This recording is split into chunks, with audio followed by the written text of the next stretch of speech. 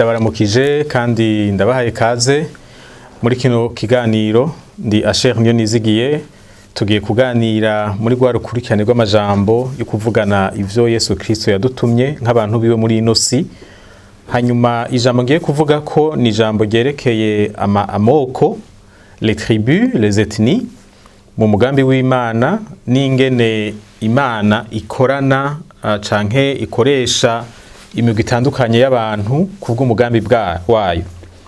Ndashaka rero nongere ndabashimire kandi ndabatera n'intege ngo ibiganiro mu bisangize n'abandi iyo bishoboka, mu biganire n'abandi kugira ngo ijambo ry'Imana rishishikare gukwira no guhindura ivyizerwa n'ivyiyumviro vy'abantu.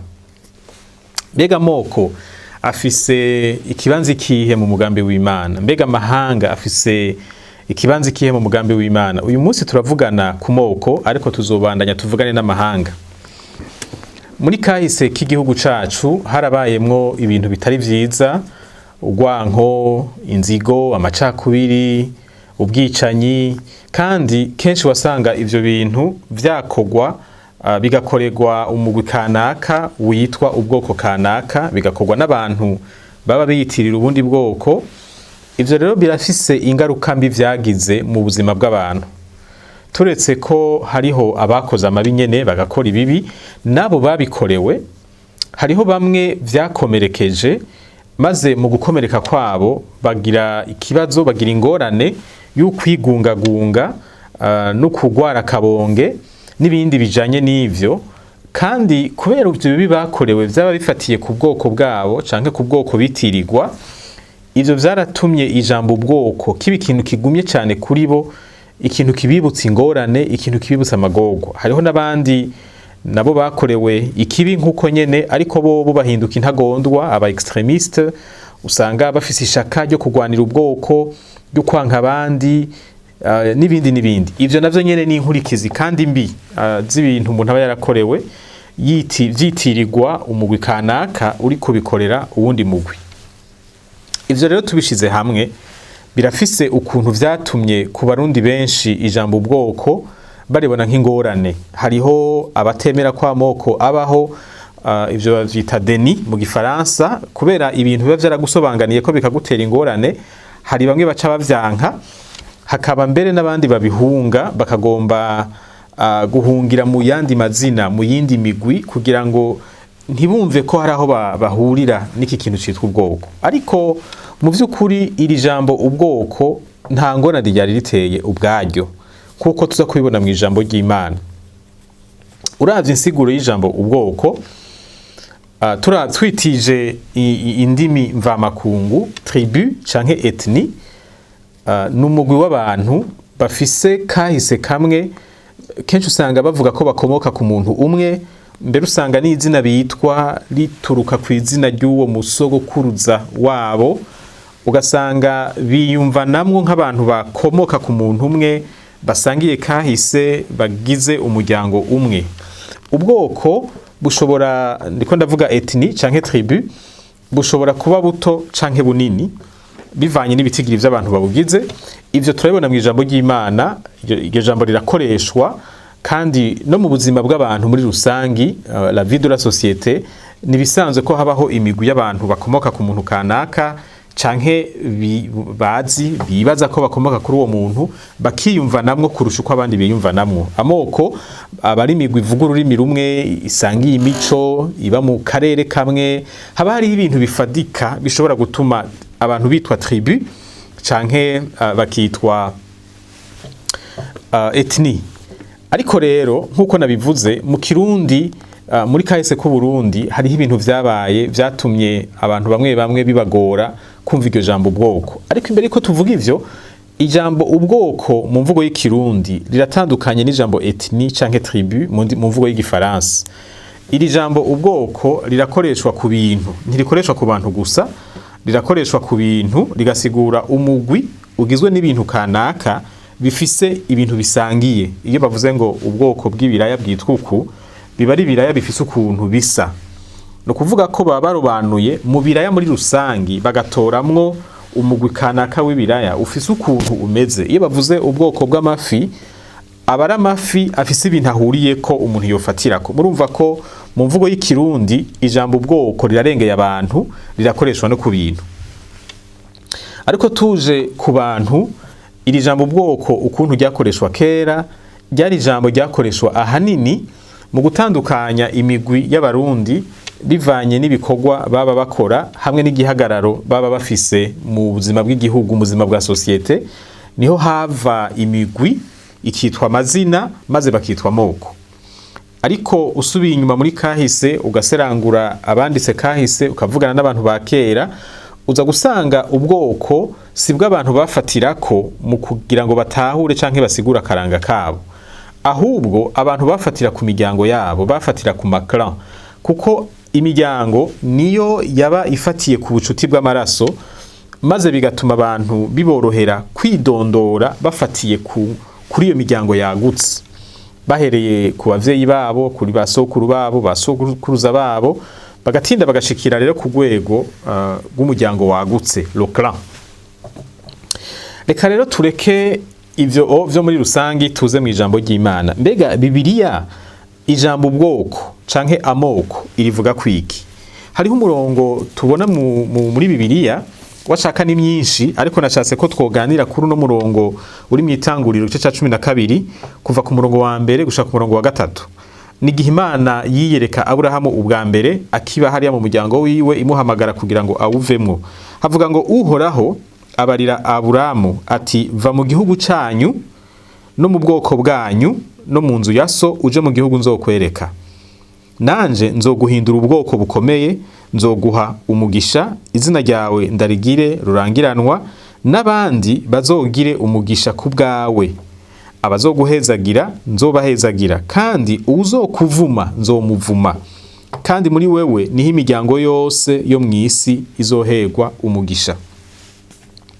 Mu majambo make, Imana yabariye Aburahamu ubu butumwa, yamuzaniye ubu butumwa bumusaba kuva mu muryango wiwe no kuva mu bwoko bwiwe, kuva mu muryango no kuva muri tribu, hanyuma icimwemerera n'ibintu izomukorera. Imbere yo kuvuga ivyo izomukorera, hariho abantu bibaza ngo Imana yasavye Aburahamu kuva mu bwoko bw'iwabo kuko ubwoko ari bubi muri rusangi, bakumva rero ari naco gituma umuntu w'umukirisu akwiye kuva muri ivyo vyitwa amoko, nta agatandukana nabi wabo. Aha murabona ko Aburahamu Imana yamusavye kuvayo mu buryo bugaragara, la distanciation physique. Ntivyari ibintu vyo kuvana nabo mu vyiyumviro no mu vyizerwa gusa, kwari kuva mu karere babamwo akaja kuba mu kandi karere. Kandi kenshi muri kahise k'ibihugu, iyo umuntu yimutse akavana n'umuryango wiwe, akava mu bwoko bwiwe akaja kuba mu kandi karere, haragera igihe abamukomotseko bagira ubundi bwoko, bitangura n'umuryango, uwo muryango ukaguka bagatinda bakagira ubundi bwoko. Kandi nivyo n'Imana yabariye Aburahamu, va muri ubwo bwoko bwawe nanje nzoguhindura ubwoko bukomeye. Murumva ko mu vy'ukuri ici Imana yanse, icatumye isaba ko Aburahamu ava muri buriya bwoko sukwanka ubwoko muri rusangi, kuko murumva ko nawe yarigiye kumuhinduramwo ubundi bwoko.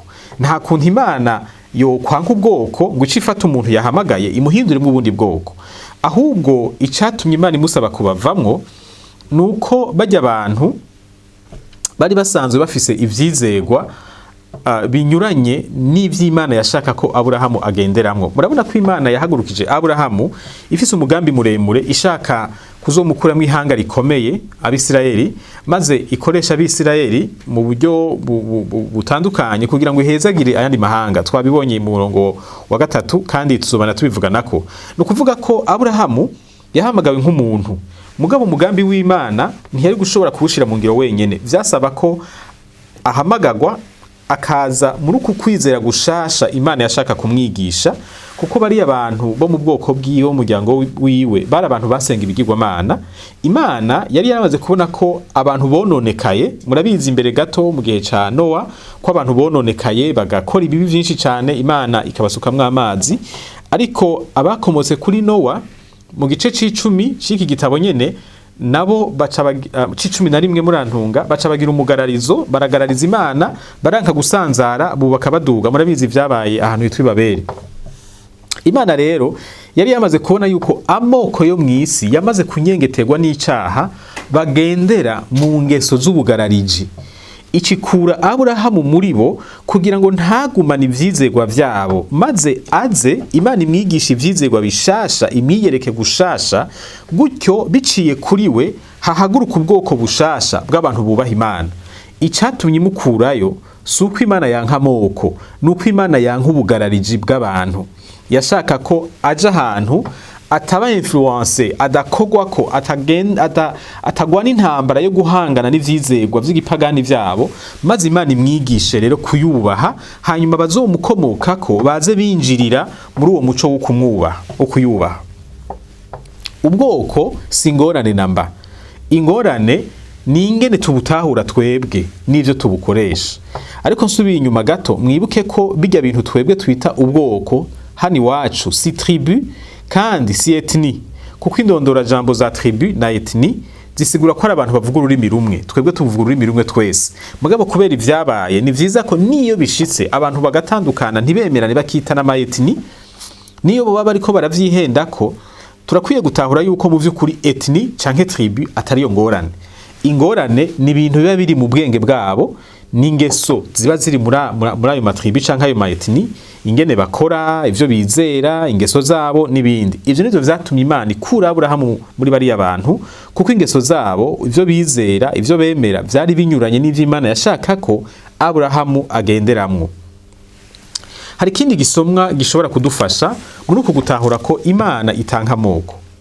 Ahubwo burya Imana niyo muremyi w'amoko. Imana yaremye umuntu, imuha ububasha bwo kurondoka, imusaba gukwiragira hirya no hino kw'isi. Kandi uravye ico gihe yabimusaba, yari izi ko bizogenda gutyo. Yari izi ko hazobaho abantu bazokomoka kuri uwo muntu bagasanzara bakaja mu migwi itandukanye harimo n'amoko. Nico gituma muri ano majambo tugiye gusoma tubona ku mpera y'ibihe, igihe Imana izoba yarangije kino gihe turimwo, maze abantu bayo bagakoranira imbere yayo bavuye hirya no hino kw'isi. Hari ijambo Yohana yabavuze ko yaravyeretswe, ni mu gice c'indwi uhereye ku murongo w'icenda ugashika ku murongo w'icumi. Havuga ngo hanyuma y'ivyo mbona ishengero rinini atawoshobora kuriharura, bo mu mahanga yose, imiryango yose, mu moko yose no mu ndimi zose, bahagaze imbere y'iyo ntebe n'imbere y'umwagazi w'intama, bambaye imyambaro yera, bari n'amashami y'ibigazi mu minwe, basemerera n'ijwi rirenga bati, agakiza n'ak'Imana yacu, ivyagiye kuri irya ntebe kandi n'ak'umwagazi w'intama. Aha atubona Yohana ariko arerekwa, Imana iriko iramuhishurira imisi ya nyuma, ibihe vya nyuma. Mu mutwe w'aya majambo bavuze ngo Yohana abona abacunguwe bari mu ijuru. No kuvuga ni ca gihe abizera bose bazoba bakoranirijwe hamwe imbere y'inyonga z'Imana. Abitegereje yababonye ngo batandukanye, yarashoboye kubona yuko bava mu mahanga atandukanye, les nations, amahanga atandukanye, imiryango, les familles, amoko, les tribus. Murabona ko amoko asubiye kugaruka hano. Ibi bintu Yohana yabonye ni ibintu bimeze nk'ibitangaje gato iyo tufatiye kuri bamwe bavuga ko amoko ari mabi. Aba bantu bari mu ijuru, kandi Yohana baravye yarabonye yuko bava mu moko atandukanye. Imana yarabahaye ubwo bushobozi, naho yari tutazi neza ingene yabimweretse, ariko arashobora kubona ati urya n'urya ntibava mu bwoko bumwe. Mbere ngo n'indimi byaragaragara ko ari abantu bavuga indimi zitandukanye, gusa kumbure ngira ngo hageze ko baganira ntarashobora kuvuga ururimi rumwe, ivyo nta ubizi. Hariho amabanga menshi atarahishurwa. Mugabo Yohana baravye yarabona ko bava mu mahanga adasa, yarabona ko ari abantu bava mu miryango idasa, yarabona ko ari abantu bavuga indimi zidasa, kandi ko ari abantu bava mu moko adasa. Imana ntibiyitera isoni ko abantu bava mu moko adasa bashika mu ijuru ryayo. Ahubwo ubu budasa nyene, uku kuntu baba ari benshi batandukanye, biragaragara ko ari ibintu bihwanye n'umugambi w'Imana. Uko Imana yashaka ko abantu bagwira bakava mu moko atandukanye, niko yipfuza ko no mu ijuru ayo moko nyene azoba aserukiwe. None rero ubwoko si bubi, ikibi nukubukoresha nabi, nukubutahura nabi. Nashaka ntera intege umuntu yakomerekejwe n'ivyabaye mu gihugu akumva aranse ijambo ubwoko. Imana igushoboze kugira ngo ntubandanye ubaho wisunga ivyo bikomere. Ubwoko no mwijuru Imana iremeza ko buzoba buserukiwe. Murumva ko atakintu kibi cyo serukirwa mwijuru. Imana ibahezagire, Imana ibakomeze, mubandanye mwubakwa n'ijambo ryayo kugira ngo mushobore kubaho ubuzima buhwanye n'ivyo yabateguriye. Amen.